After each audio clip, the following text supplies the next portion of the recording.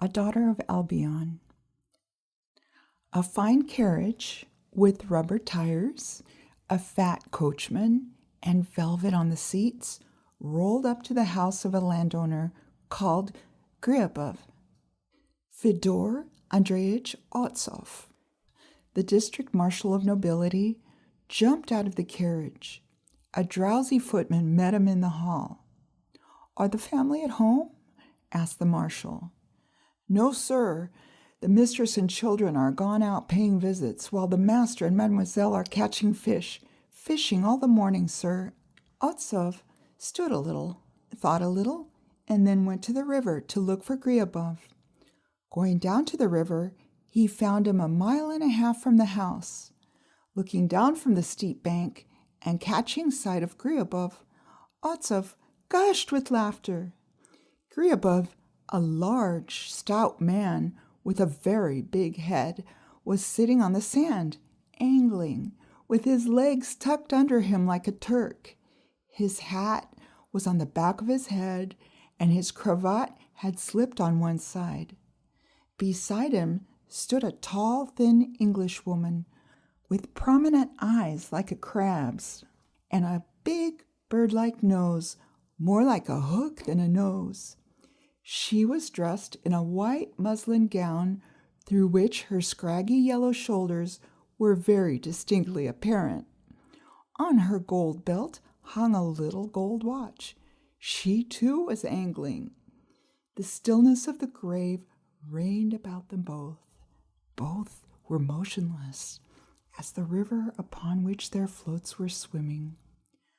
"A desperate passion, but deadly dull," laughed Otsov. "Good day, Ivan Kuzmich."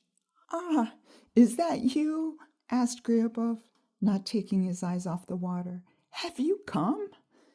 "As you see. And you are still taken up with your crazy nonsense, not given it up yet?" "The devil's in it. I begin in the morning and fish all day. The fishing is not up to much today. I've caught nothing, and this dummy hasn't either. We sit on, and not a devil of a fish. I could scream." "Well, chuck it up then. Let's go have some vodka." "Wait a little. Maybe we shall catch something. Towards evening the fish bite better. I've been sitting here, my boy, ever since the morning. I can't tell you how fearfully boring it is. It was the devil drove me to take to this fishing. I know that it is rotten idiocy for me to sit here. I sit here like some scoundrel, like a convict, and I stare at the water like a fool. I ought to go to the haymaking, but here I sit catching fish. Yesterday, His Holiness held a service at Haponevo, but I didn't go. I spent the day here with this she-devil." "But have you taken leave of your senses?" asked Otsov, glancing in embarrassment at the Englishwoman. "Using such language before a lady, and she—" "Oh, confound her, it doesn't matter. She doesn't understand a syllable of Russian. Whether you praise her or blame her, it's all the same to her. Just look at her nose. Her nose alone is enough to make one faint. We sit here for whole days together, and not a single word. She stands like a stuffed image and rolls the whites of her eyes at the water." The Englishwoman gave a yawn, put a new worm on, and dropped the hook into the water. "I wonder at her not a little," Griabov went on. "The great stupid has been living in Russia for 10 years, and not a word of Russian.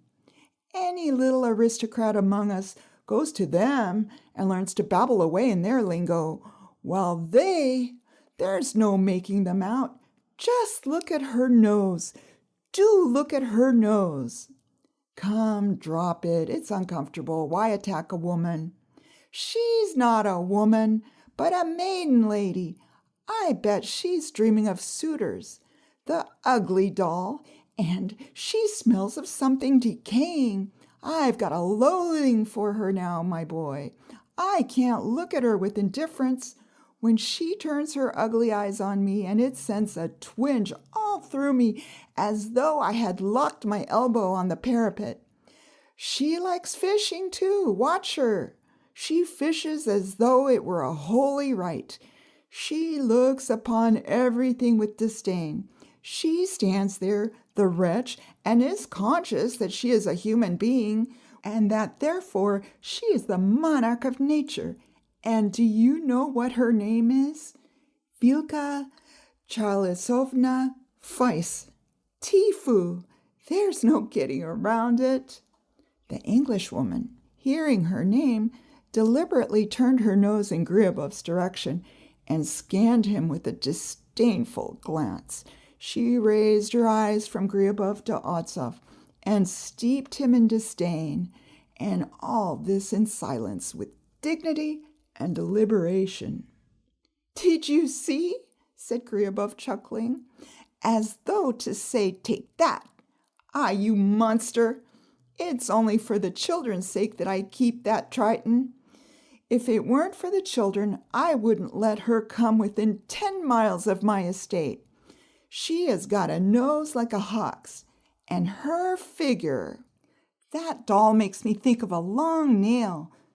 So I could take her and knock her into the ground, and stay, I believe I've got a bite." Griabov jumped up and raised his rod. The line grew taut. Griabov tugged again, but could not pull out the hook. "It has caught," he said, frowning. "On a stone, I expect. Damnation take it." There was a look of distress on Griabov's face. Sighing, moving uneasily, and muttering oaths, he began tugging at the line. "What a pity! I shall have to go into the water." "Oh, chuck it. I can't. There's always good fishing in the evening. What a nuisance. Lord forgive us. I shall have to wade into the water. I must. And if you only knew, I have no inclination to undress. I shall have to get rid of the Englishwoman. It's awkward to undress before her. After all, she is a lady, you know." Griabov flung off his hat and his cravat. "Miss he said, addressing the Englishwoman. "Miss Weiss, je vous prie." "Well, what am I to say to her? How am I to tell you so that you can understand? I say, 'Over there, go over there.' Do you hear?" Miss Weiss enveloped Griabov in disdain and uttered a nasal sound. "What? Don't you understand? Go away from here. I tell you, I must undress. You devil's doll, go over there, over there." Griabov pulled the lady by her sleeve, pointed her towards the bushes, and made as though he would sit down, as much as to say, "Go behind the bushes and hide yourself there." The Englishwoman, moving her eyebrows vigorously, uttered rapidly a long sentence in English, and the gentleman gushed with laughter. "It's the first time in my life I've heard her voice. There's no denying it is a voice. She does not understand. Well, what am I to do with her?" "Chuck it. Let's go and have a vodka." "I can't. Now's the time to fish. The evening. It's evening. Come, what would you have me do? It is a nuisance. I shall have to undress before her." Griabov flung off his coat and his waistcoat and sat on the sand to take off his boots. "I say, Ivan Kuzmich," said the marshal, chuckling behind his hand, "it's really outrageous, an insult."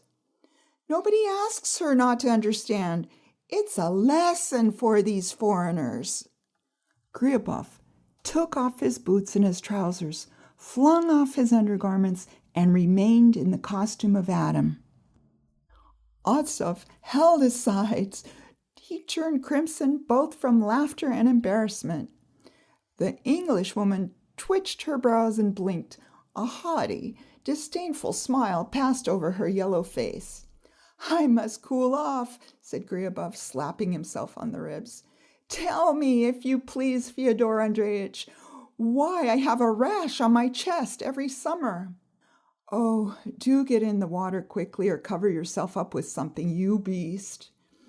And if only she were confused, the nasty thing, said Griabov, crossing himself as he waded into the water. Brr, the water's cold. Look how she moves her eyebrows. She doesn't go away. She is far above the crowd. Hee hee, and she doesn't reckon us as human beings. Wading knee-deep in the water and drawing his huge figure up to his full height, he gave a wink and said, "This isn't England, you see." Miss Weiss coolly put on another worm, gave a yawn, and dropped the hook in. Otsev turned away. Griabov released his hook, ducked into the water, and spluttering waded out. 2 minutes later, he was sitting on the sand and angling as before.